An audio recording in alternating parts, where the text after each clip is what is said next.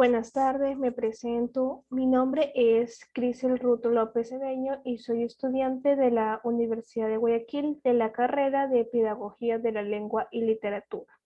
En esta ocasión voy a explicar todo lo que vimos en la unidad 1 de la materia Metodología de la Investigación. Me voy a ayudar con una diapositiva que la realicé previamente. Explicación de la unidad 1. En la tabla del contenido tenemos conocimiento empírico y científico, objetividad y subjetividad, la investigación científica, elementos del método, ejemplo del sujeto de investigación, paradigma y como último punto, concepto de epistemología. El conocimiento empírico también es llamado conocimiento popular. Se obtiene a partir de la interacción y observación del mundo. Es todo aquello que se percibe, se conoce y se comprueba día a día. El conocimiento científico, en cambio, comprende las informaciones y hechos que son comprobados por medio de la ciencia, ya que ha sido cuestionado, probado y comprobado por la comunidad científica. Se diferencian que el conocimiento empírico se diferencia del científico, ya que es el resultado de la investigación y la experimentación con métodos verificables y cuantificables. En cambio, el empírico se basa en la experiencia. Aquí podemos observar un ejemplo de conocimiento empírico de la prehistoria. La primera persona le pregunta, ¿qué pasará si tocas el fuego? La segunda persona, porque tiene un conocimiento empírico, le responde, pues me voy a quemar, que no ves que está ardiendo. Otro ejemplo de conocimiento empírico. 1. Experimentar el olor, sabor y sensación térmica del mar por primera vez. Cuando probamos una comida, su olor, su sabor. Aprender que acercarse al fuego puede causar calor extremo y quemaduras. 3. Descubrir el sabor y textura de alimentos que no conocíamos. 4. Aprender a caminar.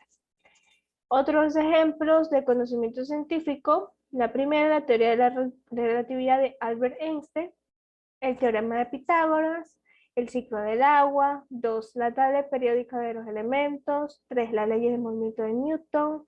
4. La penicilina y la posibilidad de curar por medio de esta sustancia. Básicamente el conocimiento científico es todo lo que la ciencia nos deja.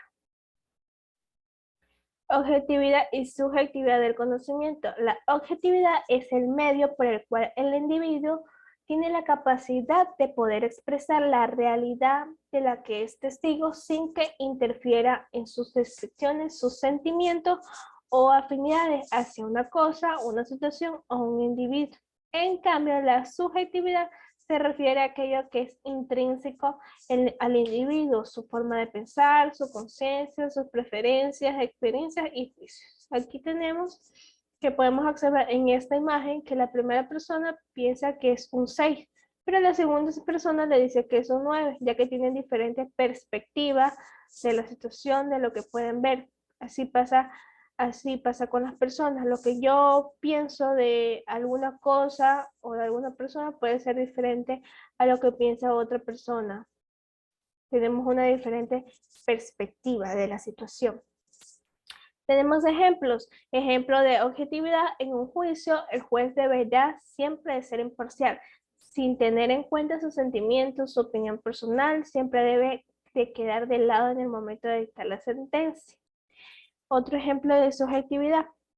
Una persona le puede parecer que una comida es exquisita, mientras que a otra le desagrada. En este caso, estamos ante una apreciación subjetiva de un plato. Algo que a mí me gusta puede ser que a otra persona no le gusta eso es subjetividad. Aquellos que expresan la opinión del autor son subjetivos, los que intentan limitarse a los datos concretos y fácticos son objetivos. ¿Qué es investigación científica? La investigación científica consiste en un proceso ordenado y sistemático de análisis y de estudio. Todo ello mediante la aplicación de determinados métodos y criterios, así como con el objetivo de obtener conocimiento o aumentar el ya existente. Este consta de 3 partes: objeto de investigación, se refiere al asunto o tema sobre el que se va a investigar. Medio, conjunto de recursos, métodos y técnicas adecuados para el tipo de investigación. Finalidad de la investigación se refiere a las razones que motivan la investigación. Aquí elegí un ejemplo de la aplicación de la investigación científica y escogí la clonación terapéutica humana. El término clonación describe procesos diferentes que implican hacer copias de material biológico como células, genes y otros. Las investigaciones en este campo han llevado a nuevos tratamientos para tratar enfermedades como la diabetes y la hemofilia. Método científico y elementos. El método científico es un proceso que tiene como finalidad establecer relaciones entre hechos para enunciar leyes y teorías que expliquen y fundamenten el funcionamiento del mundo. Pasos del método científico o elementos: observación, hipótesis, experimentación y teoría. Un ejemplo bastante extenso que aquí les puse es: Jorge Zambrano hace una parrillada para sus familiares y se da cuenta de que la carne está cruda. Decidido averiguar por qué, revisa primero la carne para ver qué partes se cocinaron más y qué partes se cocinaron menos. Entonces, esa sería la observación. Y le parece que las porciones de carne que estaban en los costados de la parrilla son las que quedaron crudas, de modo que el motivo de su poca cocción debe tener que ver con la distribución del fuego en el asador.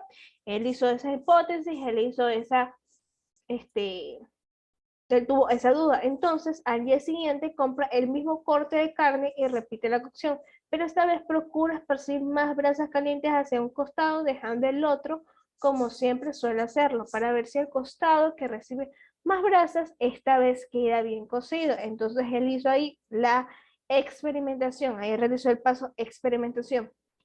El resultado es positivo. La porción de carne que recibió más brasas se cocinó mejor y la porción que no recibió tratamiento especial vuelve a quedar cruda. Entonces Jorge entiende que en ese asador las brasas deben distribuirse más uniformemente en los costados y por lo tanto la solución es utilizar más brasas. Esa sería la teoría y como conclusión eso es lo que tiene la persona aquí en este ejemplo. Elementos del método científico: la observación, planteamiento del problema, crear abismo, sistema conceptual, hipótesis, experimentación, modelo científico, comprobación, leyes, teorías, principios y por último, comunicación de conocimientos adquiridos. Pasamos rápidamente a un organizador gráfico que dice el método científico como planteamiento del problema. Primera etapa, observación. Reconocer el problema. Segunda etapa, formulación de hipótesis, hacer suposiciones verosímiles y contrastables para explicar el problema, formulación de la hipótesis. Tercera etapa, experimentación, control de variables, diseñar experimentos para confirmar o descartar la hipótesis buscando relaciones entre ellas, controlando variables no medidas que puedan influir. Esos serán los diseños de experimentos para comprobar la hipótesis. La hipótesis comprobada da como resultado un sí o un no. Cuarta etapa, conclusiones obtenidas a partir de la hipótesis confirmada. Serían las leyes y teorías. Vamos al ejemplo del sujeto de investigación. ¿Qué es el sujeto de investigación? Es el individuo que asume el papel de investigador en un proyecto científico individual o en colaboración. Una persona que se convierte en participante de una investigación, ya sea como receptor de un artículo, de prueba o como control. Un sujeto puede ser un individuo sano o un paciente.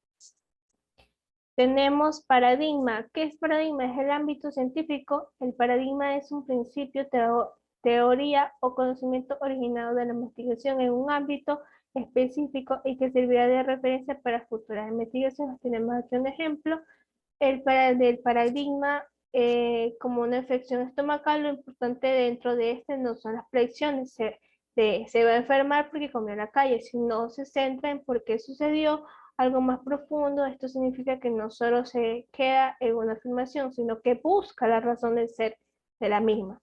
Se va a enfermar porque no se lavó las manos antes de comer, porque comió mucho, la comida estaba muy grasosa, porque no tiene una alimentación balanceada, etc. Esto nos indica que para todos existe una serie de hechos que llevaron a esa situación. Tenemos epistemología, es una rama de la filosofía que es la encargada de realizar el estudio del origen y la forma en que se da validez al conocimiento de las ciencias. Debido a ello, también se le llama teoría del conocimiento científico. Aquí tenemos un breve ejemplo.